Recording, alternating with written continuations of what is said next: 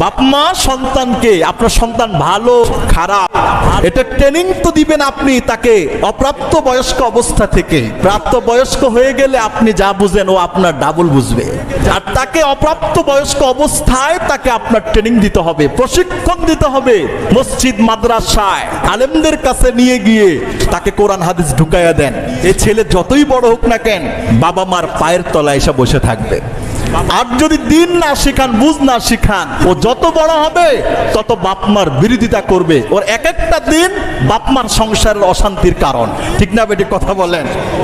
বাপকে বলে বাবা হুন্ডা কিনে দাও, বাবা বলে আমার ভাত খাইতে ভাত পাই না, তোর হুন্ডা দিমু কেন, কোত্থেকে দিব? সে এবার দেয় না, এবার বাবার সাথে শর্ত করে দিবা না, আজকের মধ্যে কিনা না দিলে কালকে সকালে তোমার ছেলের লাশ দেখবা ঝুলে আছে। কোথায় ঝুলছে এটা দেখবা না, আছে না নাই কথা বলেন? এরকম ছুট্টি ছাট্টি অভিমান কইরা শত শত ছেলে মেয়ে আত্মহত্যা করে মরে গেছে। আর কেউ যদি চায় তার ছেলে ফেতনা ফাসাদের যুগে দুনিয়া এত বেশি দিন থাকার দরকার নাই, ও যত আগে কবরে যাবে তত ভালো, তাইলে ওই বাপ মা সন্তানকে হুন্ডা একটা কিনে দিতে পারেন। কারণ হুন্ডার সাথে আজরাইলের একটা বোঝাপড়া আছে। হুন্ডা দেওয়া মানে কি আজরাইলের সাথে একটা কন্টাক্ট হয়ে যাওয়া, আর কিছু না।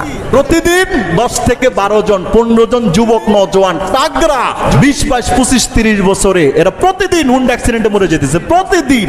আপনি এবার খোঁজ খবর নেন।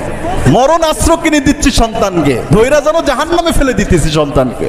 ভাই হুঁশ আসবে কবে? আমাদের হুঁশ আসার দরকার। এই সন্তান আপনার সাথে অভিমান করে আত্মহত্যা করবে কেন বলে?